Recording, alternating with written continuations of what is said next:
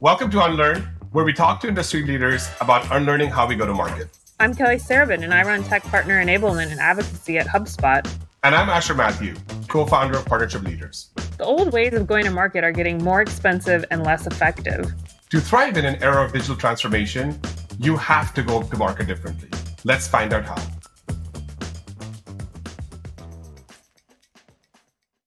Everybody, welcome back to another episode of the Unlearn Podcast. We have Kelly, the amazing Kelly, and we have Hong from Oracle joining us today. And I'm your host, Asher, and we're kicking off a new season. But first of all, Happy New Year to you, Kelly. Thank you. Excited. It's already February, though. We're a little late in the game, but it's all that planning you have to do with our companies. So hopefully everybody's Q1 is going well. Hong, welcome to the show. Thank you for inviting me. And speaking of celebrating New Year, I got the privilege of celebrating 3 New Years in a year. Yeah, right? Totally. This January, the U.S. New Year's, and then there's the Chinese New Year that's actually coming up tomorrow. It's tomorrow? Okay, great. Chinese New Year. Gong hei fa chai. And Cambodian New Year's in April. Oh, man. All different calendars. So you have a lot of New Year's resolutions, I'm sensing. I don't do resolution. It's a futile effort. Well, to me, if you miss one milestone, you just restart. You know, it sounds like you'll have a higher success rate or chance of success rate. Exactly. Yeah, you only have to make it a month for the first New Year's resolution. That's more manageable. Asher already gave up on his New Year's resolution, which was to be nicer. I did because like everybody else, I said, you know what, the year's going to kick off. It's going to be an amazing year. We've gone through all the trimming and all the other things that we needed to do last year, but apparently not. You know, so the chaos is still going on, and then we just have to figure it out, I guess, just like we did last year. Well, good. New year, new start. Cool. Hong, so tell us a little bit about yourself, you know, before we kick this show off. Yeah, sure. So Hong Choing here. I've been in the tech industry for too long that I care to admit. But I, let's say 25 plus years. I feel very blessed to be able to do what I do because I cut my teeth writing code way back then when there was I had to write a assembly code. Wow. My proudest moment is my device driver is only 1K in size, 1K, and it does encryption even before the CPU was powerful enough to do software encryption and decryption. But it's an awesome journey. I like to say that right now I work for Oracle Corporation. I lead up the global strategic partnership. Basically, my job is to identify and key technology partners and ISVs so that we can do global partnerships. Oracle is going through a huge transition in terms of our product portfolio. We have a world-class cloud platform. We're moving our business into a subscription model. The old days of just shrink wrap software running on-prem, while it's good business, that's not where the future is. And so because of that, Oracle needs to change the way Oracle do partnership with tech partners, ISV, as well as a SI. Both the global SI and the regional SI. And so that's why I'm super excited to do what I do today, joining Oracle, because I have an opportunity to help Oracle transform in the process and then help deliver innovative solutions to our joint customers together. So prior to Oracle, I was at Alibaba Cloud for about 3.5, 4 years, pretty much doing the same thing where I start up and lead the global strategic partnership, both ISV and GSI, and helping Alibaba Cloud grow globally. And prior to that, I spent about 13 years at Microsoft in multiple leadership roles, culminating in the last 7 out of that 13, working very closely with Microsoft's partner ecosystem, especially the ISV and GSI. So that's sort of like a quick fast forward in terms of my career. But I'd love to spend some time today and we just share with you like sort of my journey and why I do what I do and why it gets me up in the morning every day. Yeah. Yeah. So I mean, so let's kick this conversation off with the the top things I learned this week, right? So I was at ImpartnerCon, which is and Impartner is one of the partner tech vendors, and they had a number of senior leaders from the space there. But what the interesting thing that I found is if we split partnerships into, let's say, production, distribution, and consumption, right, and use that framework.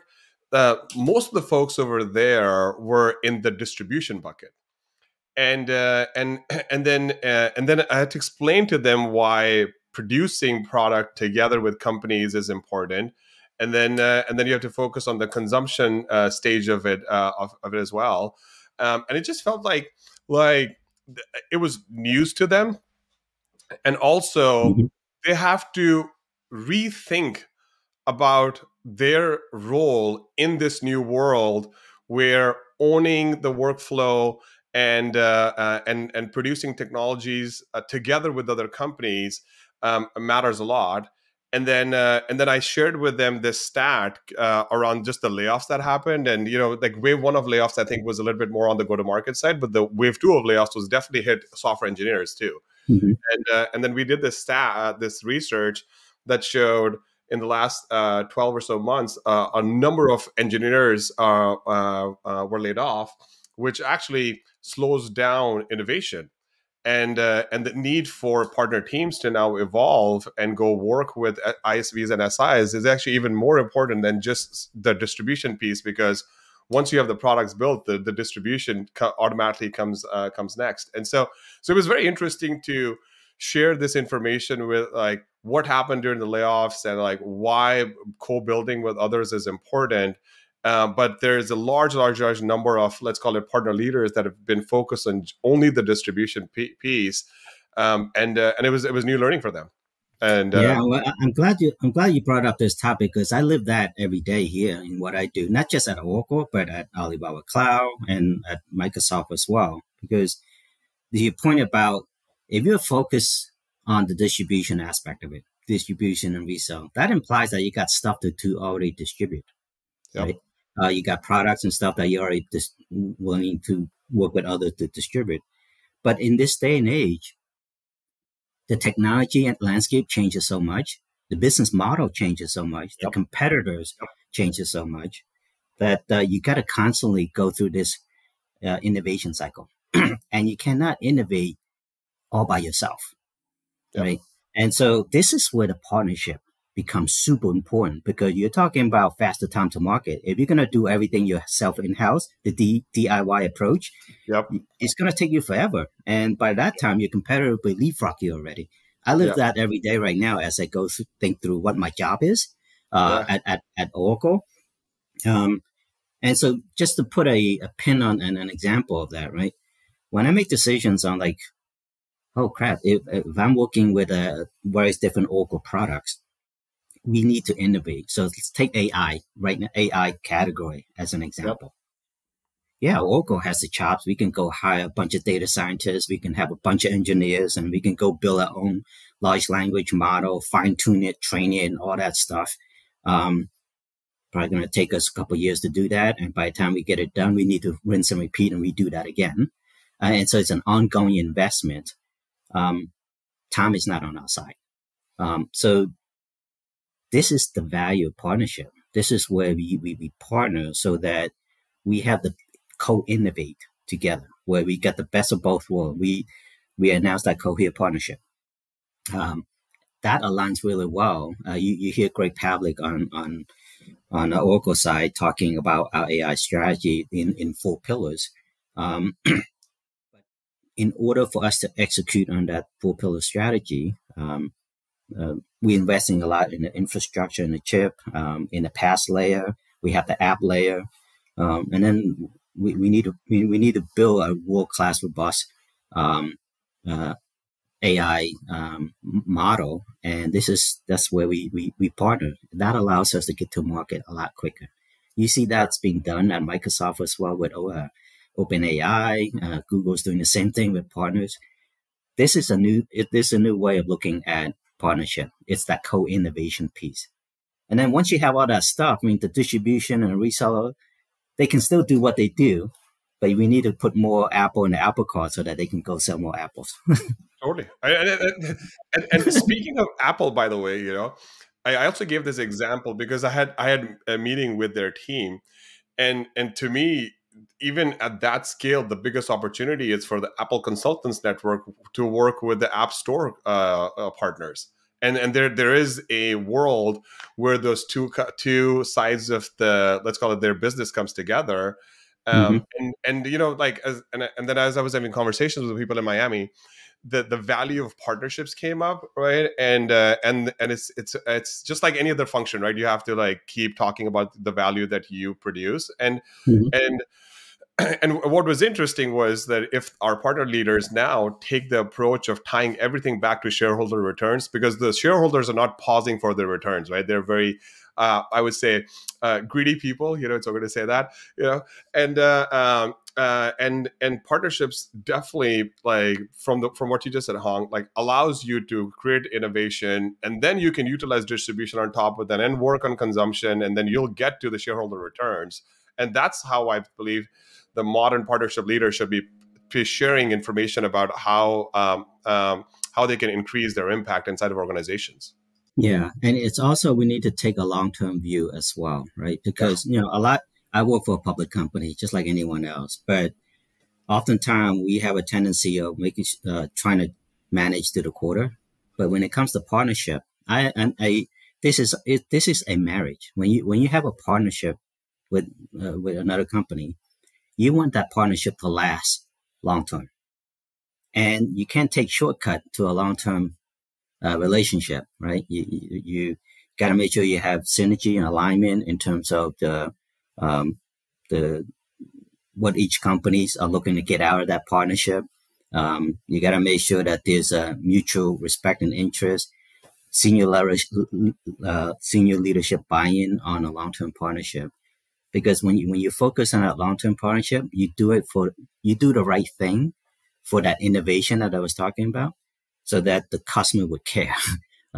So because at the end of the day, you're doing this to better serve and better drive customer success. It's just that now we're doing it together with our partners instead of doing it by ourselves. So think long-term. And to be honest with you, a lot of this innovation thing that I was talking about, you can't just do that in one quarter. You can't realize result in one quarter. It takes time to build something that will last. Just for example, when I was at Ali, because of the changing landscape of the business needs, there are regulatory compliance pressure. There are data sovereignty rule. There are a bunch of regulation, and every country is coming out with their own data privacy and data sovereignty regulations. And that necessitated the different ways of delivering solutions to customers. Like stuff needs to run inside the country physically, right? When the customer's moving to the cloud, it requires a different way of partnering. Why? For example, take Salesforce. Salesforce is investing. Traditionally, in the past, they run their own data center. They have the world-class SaaS solutions. They run their own data center. But as they expand into other countries, they might not have footprint in that country. But now, when you add on top of that the data sovereignty rule, the various different government regulations, there's no way for them to deliver that unless they invest multi-billion-dollar physical infrastructure and data center to do that. But even if they do that, it doesn't allow them to be in compliance with the local government regulation, because you need a local company inside that country that has all the necessary certification to deliver that solution. And if you're a US-based company, you can't do that in Saudi Arabia or in mainland China, for example, right? And so this is driving a new way to do partnership. So I use the Salesforce example because It's they need to run it across their solutions across multi-cloud instead of building their own data center. And that requires re-architecting of their flagship solution, the foundational piece. New engineering required, new investment. But the cool thing about that is that once they do it once, they can run it in all the other clouds very quickly. That allows them to go into all the countries to serve the mutual business needs and partner with the local tech companies in whatever various different country and region that they're in. This is the value of partnership because they cannot do it alone. I see this trend happening over and over. The larger, the more global you are, the more you need to do this. And you got to really, traditional enemies become friends because mutual customers want us to become friends, and we have to do it. Otherwise, we might become irrelevant in that particular market. Super interesting. I think that's a great example of kind of strategic co-building, and same thing with like the Microsoft and the OpenAI, very strategic. Mm-hmm. Do you have thoughts on kind of scaling these co-building relationships? Like you mentioned ISVs, right? A lot of platforms have a large number of ISVs around them.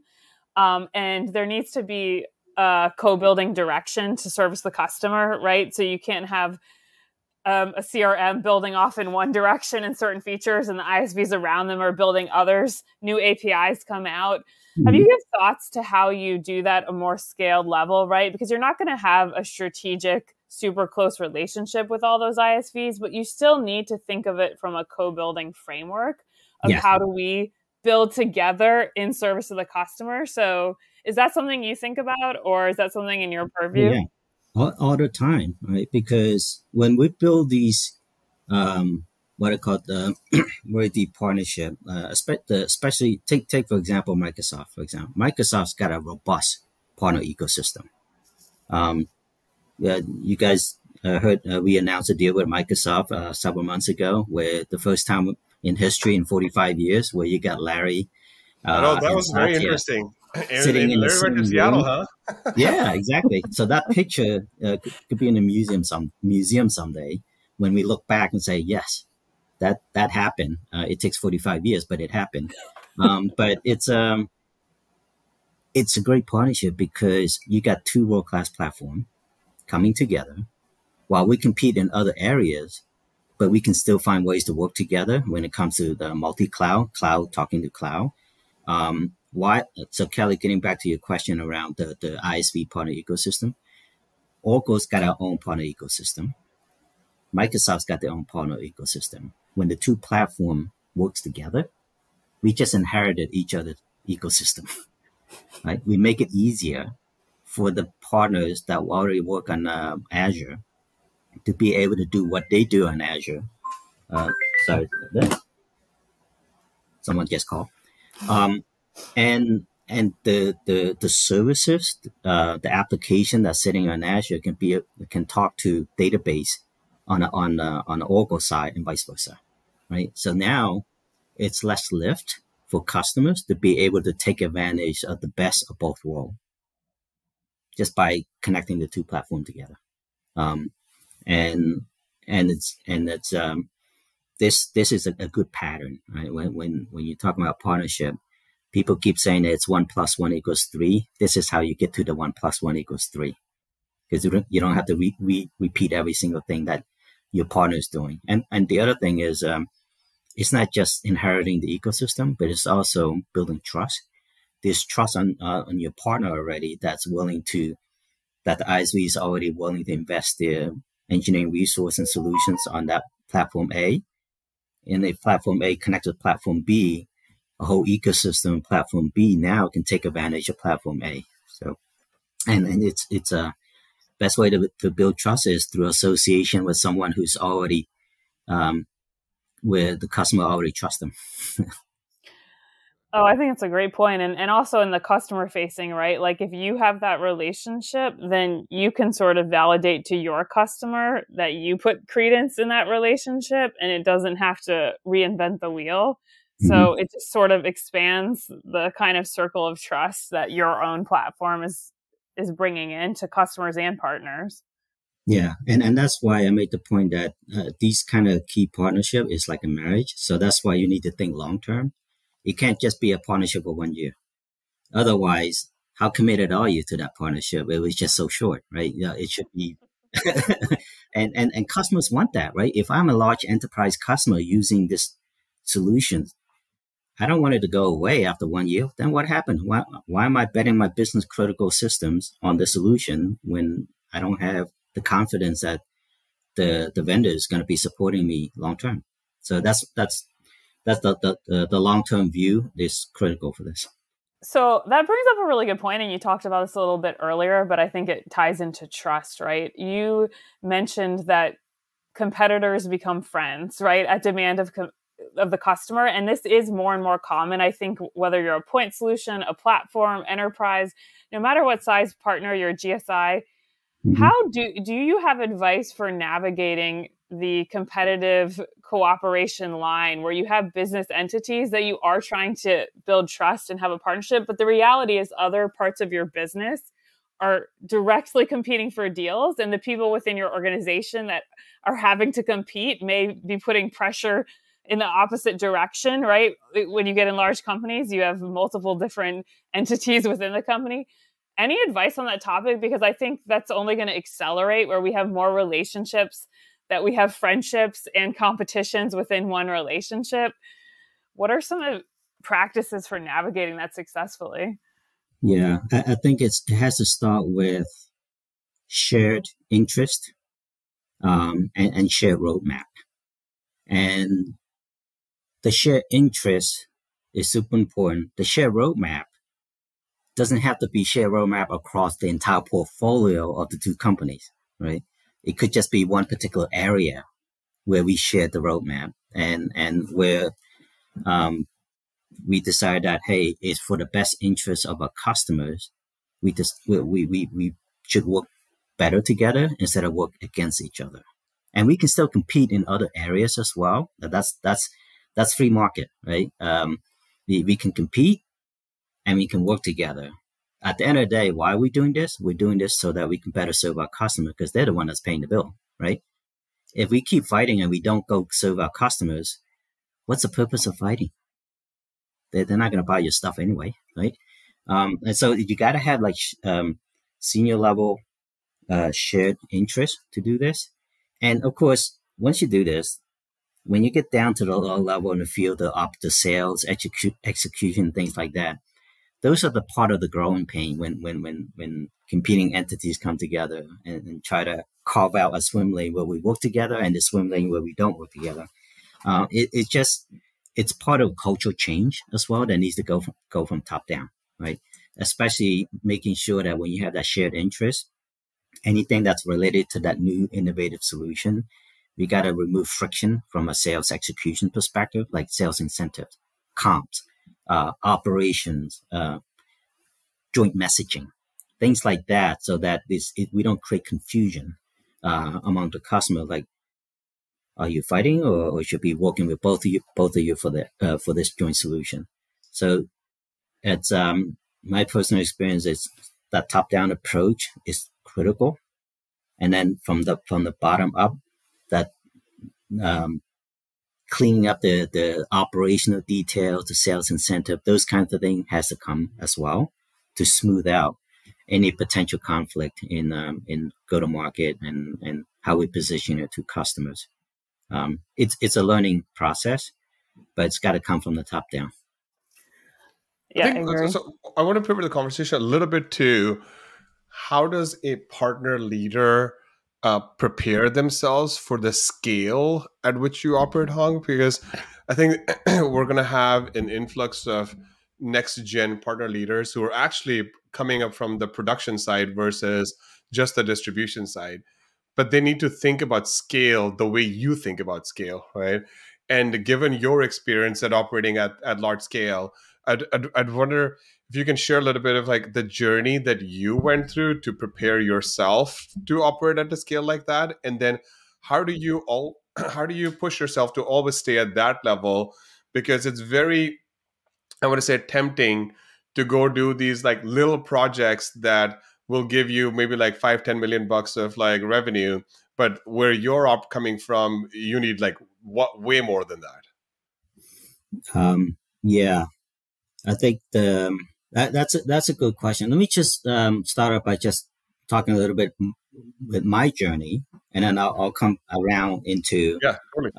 How I think about what is a scalable partnership, at least from my point of view, right?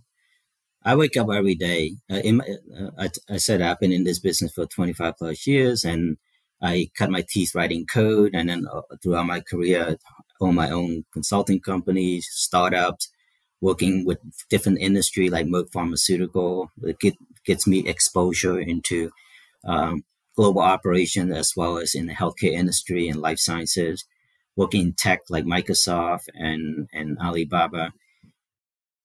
That journey gives me that world perspective, because it's very tempting if you're just working within one country. You have your silo thinking in just what works in one country. You think it might work on another country.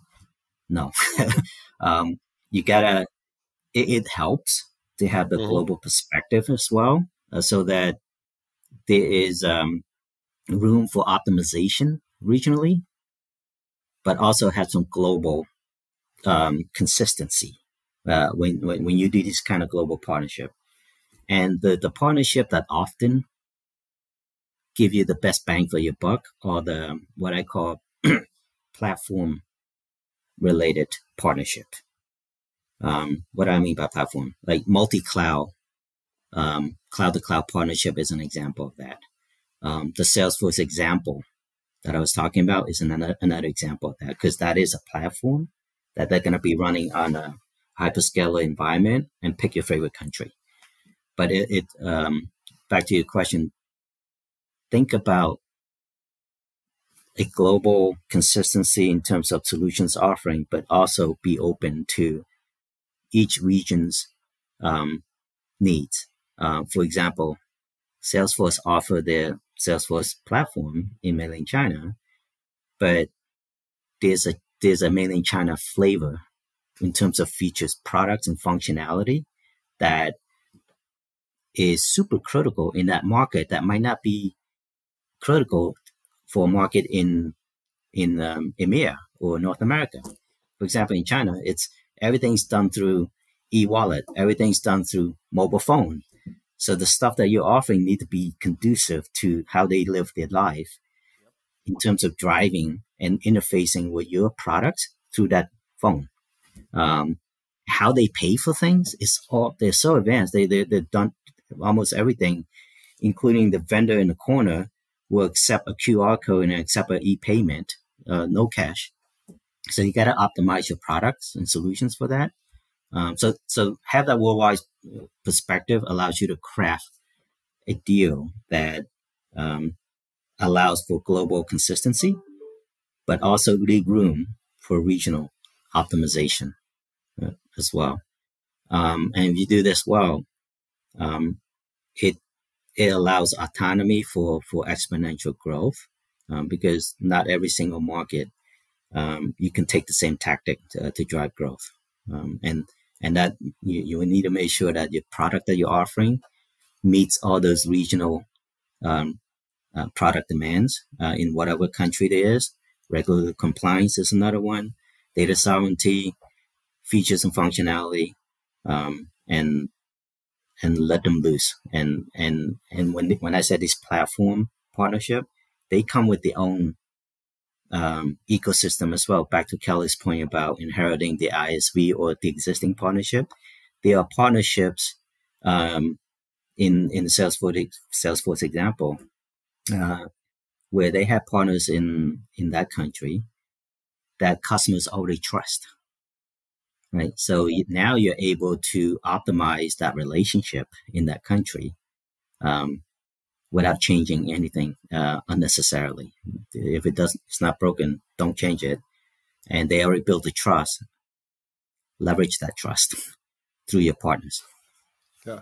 And I guess to double click on this a little bit, right? So like I feel like there's a pyramid of like partner leaders, right?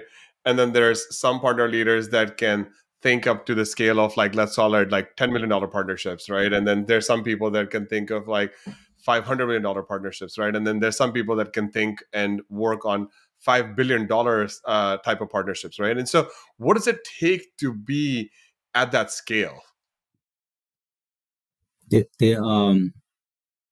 I think you alluded to maybe about 20 minutes ago, where when you're dealing with those type of large global partnership, there are multiple dimensions that you have to think through. The innovation and the solution that you're building together is only one component of that. Yeah. So as a global partner leader, like my boss, right? He thinks through what other partner programs needs to be put in place to incentivize the partnership for growth. And these partner programs could be partner incentives. Yep. It would include sales incentives as well from both companies, because if the sales team are not aligned, if they're fighting each other, no matter how good your solutions is, it's not going to work. You're not going to be able to drive adoption, right? So you think about the solution that you're selling, that you're building together. You work so hard to build this thing. You think about the operational, the sales side, what partner program to incentivize the partner to continue to ensure that the solution that we just worked so hard to build thrive, and it has to align to what's in it for the partner and what's in it for you as the company that's doing a partnership. So it's got to have the shared interest. When I talk about shared mission and shared interest, it's got to have built-in motivation up and down the respective organization.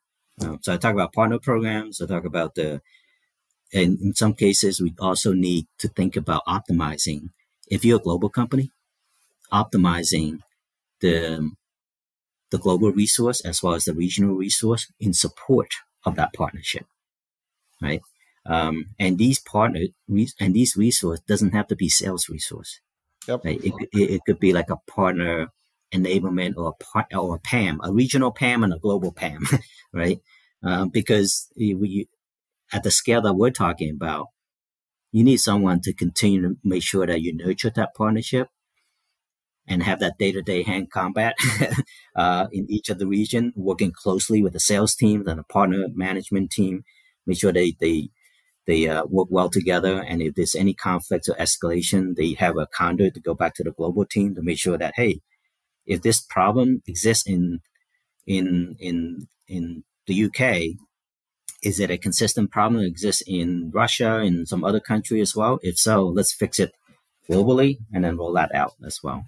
But if it's something that's just particular to one country, empower that local country to optimize it over there and not mess around with the other country. So you need to think multiple dimensions. It sounds like one thing you're pointing out, which I would agree with, is the partnership leader really needs to have a mind for systems at scale to see the bigger picture, right? Because the amount of internal, external stakeholders, the programs, incentives that have to come into play, it's very complex. Mm-hmm. And then you put that global, it's a lot. So I think someone who's successful at that level is going to have to mind to understand it so that the people beneath them, they can validate and lead and kind of understand that. Yeah. So it's an impressive skill. It's a multiple knobs that you need to tweak, and it's not just about the solution only. I always akin to that. Like you can have the best sports car in the world, but if you don't have the proper incentive for your distributor and your salespeople to go sell this thing properly, you're not going to get the scale, the global scale that you need. And that's why it's important you align all the different knobs I was talking about, like the sales operations, the incentives, and salespeople are coin operated, right? So you got to make sure that your world-class solution that you work so hard to build with your partners that you incentivize them the right way to drive them to the right behavior. I'm talking about to drive adoption of this new solution. And if you don't have that, they're not gonna care. So. Yeah, no, it's well said. And I mean, to give people an idea of the complexity of the world we live in, like this year, I believe 50 countries are having elections. And so you have to kind of take a look at the macroeconomic winds of change around the world, depending on the areas that you're going to operate in, and it's specifically like this theme keeps coming up because now we have chief partner officers as a role that's coming up, and it's a trend that enterprise companies have signaled to the market. Normally, roles like this come up through SMB for people who are trying to show that they're serious about the function, but this is actually more of an enterprise trend than anything else. The latest one being Stripe, who's appointed one, and to operate in that type of environment, you really need to, like you said, have a very global perspective. But then it's a global perspective, but with keeping an eye on like the areas that you really care about, right? Because like operating in every single country out there doesn't really make sense for all companies, right? You need to pick the ones that really matter, and then to your point, attach the workflows of customers and then build around that. Yeah, well said. I'm glad you bring this point up because I don't want to. I think it this way: you want to build a global scaffolding so that you can execute globally. But that doesn't mean that you're going to have to execute globally all at once, right? You got to pick your priority country, priority market, go where the demands are, but think globally in terms of that scaffolding, and then you might check off a couple of those scaffolding in the process. So let's say you have a global partnership with a great partner, even a Microsoft one that we have, right? Even though we have global data center in pretty much across the entire world, when we launch this thing, we prioritize in which region that we want to go to market together first. And we picked the first 12 regions. Why? Because we did a due diligence and we figure out that, hey, this is a best bang for the buck if we go to this 12 region first because we are major customers asking for it in those regions. When we get that done, we can go tackle the next 6 or 8 or 10 region as well. Partnership also is the best way to build a long sustainable marriage in a partnership is to show incremental wins together. And best way to get more investment on a partnership is show that incremental win with real life customers singing your praises and tunes on how much they love it. And then more investment will come. I think a related question to scale and also something that is top of mind, I think, in a lot of ecosystems right now is multi-partner relationships. So is that something, and you said that you have kind of GSIs and ISVs under your purview, but so often, right, customers have experiences with multi-partners at once. And I think there's a increased interest in how do companies take a hand in orchestrating across multiple partners for various engagements, both long and short term? Like AWS is like enabling channel partners to package up ISVs, list them on their marketplace. That's one way a company might facilitate those kind of multi-partner relationships. Is that something that you've given some thought to? Yeah, super important. The different types of partners plays a different role in this whole ecosystem, right? I think about partner ecosystem, and in that partner ecosystem, the reseller channel, the distributors, the SI, and the ISV all play a major role. But how we go to market, we do that differently. So in the case of a hyperscaler cloud platform, we also have marketplace, right? So marketplace would be a good go-to-market avenue in terms of listing partners, ISVs, partner solutions on that marketplace. Make it easier for customer to adopt and transact. The SI plays a major role as well because the more business critical the solution is, and the more complex that solution that needs to be deployed globally by our customers, we're gonna need the SI, especially like the global SI and even the regional SI, to be that last mile partner. I think of that as like in that scenario, it's that three-legged stool where you got the tech and ISV partner that's partnering. Used in this example, like Oracle, we're building this new innovative solution. We create this extra apple that we put into the Apple cart so that our sellers can go sell. But our SI plays a critical role in selling that solution as well. Not only selling it, but incorporating it as part of their digital transformation work that they're doing with the customer, and also hand-holding the customers in the implementation and ongoing support as well. So super important.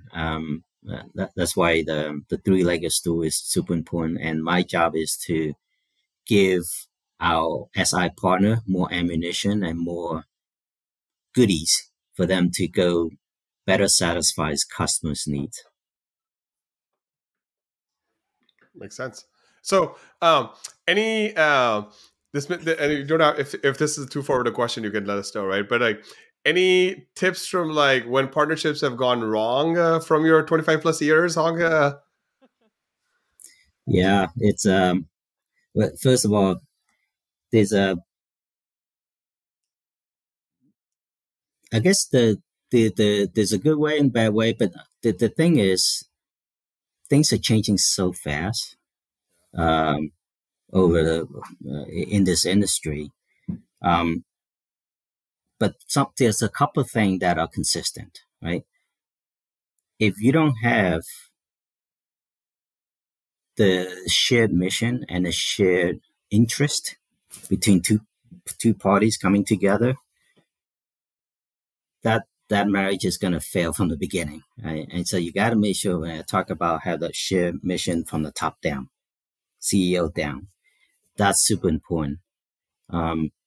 If you don't have that, think twice before you invest time and effort doing that. And building trust. You might have that shared interest, but execution is key as well. So make sure you build trust between the partners that you work so hard to do, because people come and go. And so you got to have certain fundamental principle that the two companies need to work toward, right? That is driving customer success, building joint innovative solutions together, driving business impact. If we all agree that those are the key pillars that we will continue to do together, regardless of which individual in that role is, they might come and go, but at least you have some sort of framework in terms of here's the recipe to success for the partnership. Those three things, then at least you have some guiding principle to ensure that the partnership lasts. Yeah, it's all those three things that I talked about is really about what can we do better together to ensure that our customers are happy with us. Yeah, and it's a great point you made, because like the values of the organizations and just the role that culture plays in supporting your ecosystem, I think is actually really important. Outside of just the mapping the TAM and mapping the ICP and all these things, I think they're great too, but they're a little bit more mechanical and a little bit more down the road. But the some of the decisions are made around culture, and so just knowing the values of your company and mapping them, I think is actually, especially at the scale that you're talking about, right? Like if it's a little bit more at the SMB or lower mid market scale, I think you can get away with doing some partnerships that last for a couple of years, and then you found yourself in a different market, and then the company has to prioritize that because they're trying to get to the next level of growth. But what you do, every decision you're taking at your level is probably for the next 5 to 10 years at least. And so in that type of world, you have to be very careful about the values of the organization that you're partnering with, and then what will happen when things go wrong. It's already need to be mapped out in the beginning. Because when things go wrong, it's also at scale. You know, Yes. it's not just in like some microcosm, right? And and then you have all your support lines jammed and clogged, and you have all these agents that have to like go and support people. Like these let's call it the consumption stage of the partnership like needs to be thought through as well. And that's why I think that the opportunity for the modern partner leader is so big, and they need a seat at that C-suite table, is because the CEO has to think about production, distribution, and consumption as well. So does the partnership leader, because if you want your company to be relevant in this day and age, and you don't have all the resources to keep them relevant, you still need to go and return provide returns to your shareholders. So you have to look at all three different stages of the of a business, and I think that it's a fantastic time to be a partner leader. I can't agree with you more, because it is an exciting field to be in right now, more so than before, because the market's changed. That it changed so fast. Company needs to be more nimble. They need to make sure that they drive the quarterly earnings, but also do it in a sustainable way, so that it's not just one quarter only. It's the next quarter, the following quarter, and the following quarter. And partnership has the front row seat in that journey, because the CEO, the CFO, the COO is going to need the role of the partnership leaders to do their part to help drive that bottom line.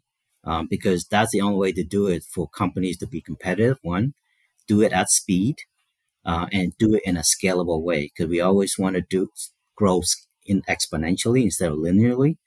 And if any companies don't have that recipe to the partner to try to grow exponentially, yeah, you can do yourself to grow linearly, but you're still following your competitor instead of keeping up or leapfrogging them.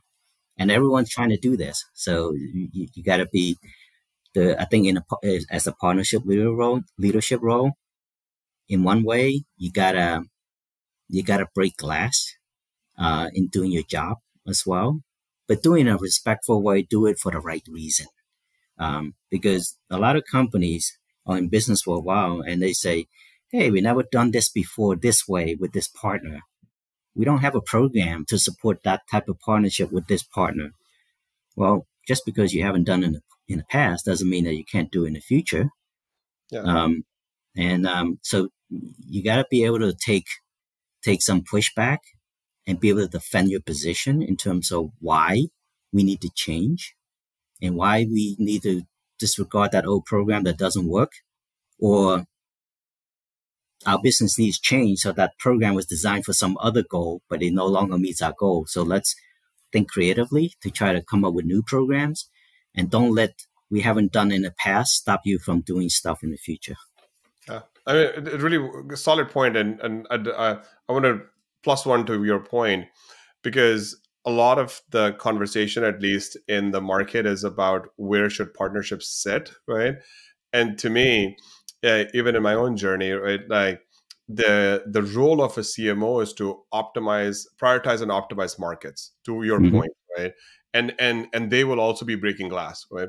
And then the role of the CRO is to prioritize and optimize revenue. They are also trying new things. And so you need a person who has a seat at the table, who prioritizes and optimizes relationships, so that you understand how those programs fit into the other leaders' programs.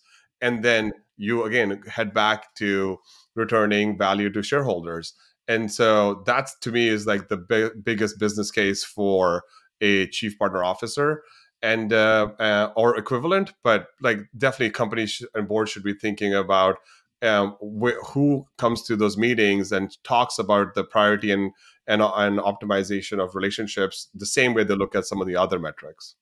Yeah. And as you're doing that, don't forget who's paying the bill, the customer, right? So when I was at Alibaba, they have a saying that the company's priority was customer first, employee second, shareholder third. If you take care of the customer, they'll take care of your employee. And if your employee is happy and productive, the shareholder is going to benefit. But if you flip it the other way around, it might not work as smooth. Totally. And you also had an amazing CEO that drove that, right? Culture through the company. Yeah. So yeah, like like I said, it's an exciting time to be in this partnership role. And throughout my career, I always look at me personally. I always feel that I'm blessed to be able to do what I do, but I earn my street cred along the way to be able to do what I do. But I wake up every day just telling myself, I get to do what I love.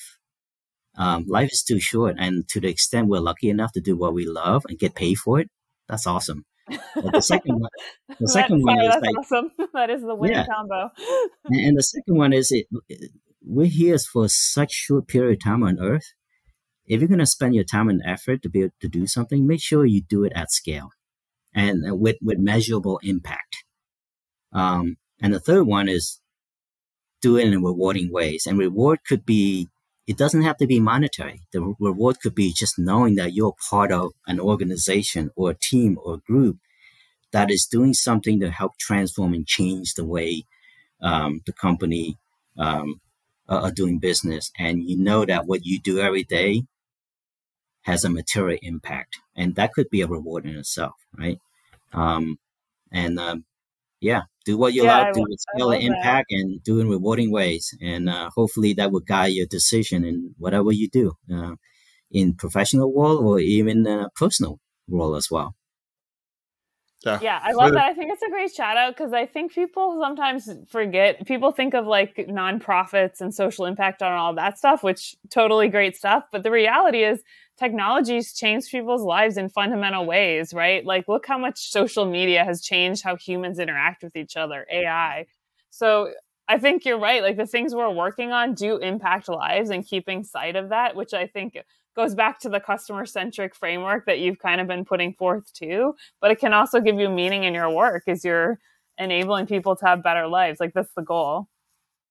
Yeah, the meaning part is super important. Everybody's here wants to have a purpose in life. And if you can tie that, what you do every day in your work to meet your purpose, then you're lucky. You're the luckiest person in the world. That's why we do this podcast, because we enjoy it so much. All right. Well, this has been fantastic. Hong, thank you so much for walking us through your journey. Thank you so much for encouraging us to think globally, but have a local impact while you're thinking globally.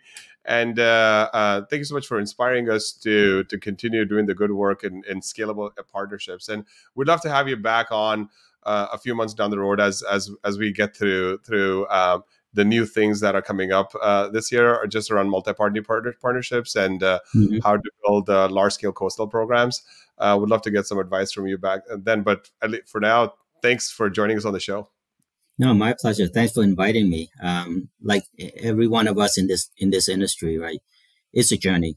We're learning as we go, and the key thing is just keep going on that journey, and whatever learnings and mistakes you have, I look at that as a blessing, because then you have an opportunity to do something better in the future. And to the extent you can share that with your colleagues and your partners in building that trust together, I think that's a win-win recipe for a long-term marriage. Super. All right. See you next week, Kelly. Yes.